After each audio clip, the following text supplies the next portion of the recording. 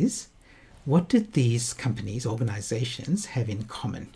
So you've got Google, Tesla, Meta, ChatGPT or OpenAI, Target, Walmart, Uber, NASA. They're all companies except for the last one. NASA is, of course, a government space agency. What do they have in common? And okay, I should have actually added in here redundancies in innovative. I saw a couple that the big companies, innovators. Okay, lots of money, disruptors, game changers.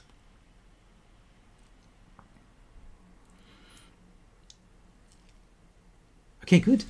Use large data. Yeah, absolutely. So there's another thing they have in common, because most of these things here are reasonably positive things. But another thing that these companies have, or these organizations have in common, which is not such a positive thing, is as a result of the new US government's policies, they have rolled back some of their diversity, equity, and inclusion initiatives.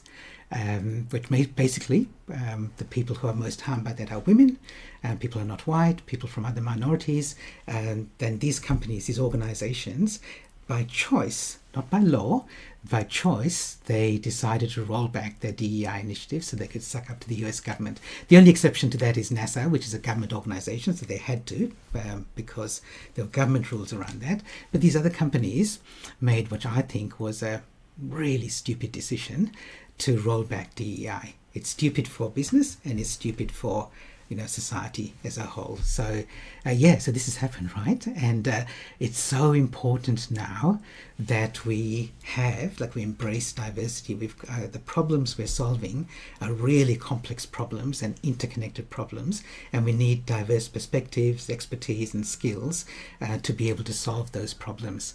And so one of the skills for the future is to be able to embrace diversity and to be able to work in an environment where you've got diverse skills, expertise, and especially perspectives.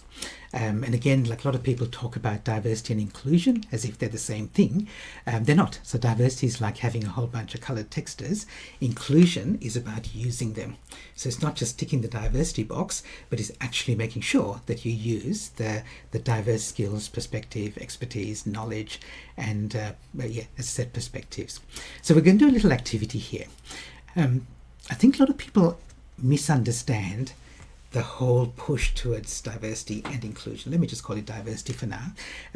They misunderstand the push. So having equity for women is not saying we need more women in the workplace, which is true, we actually do, and more senior women.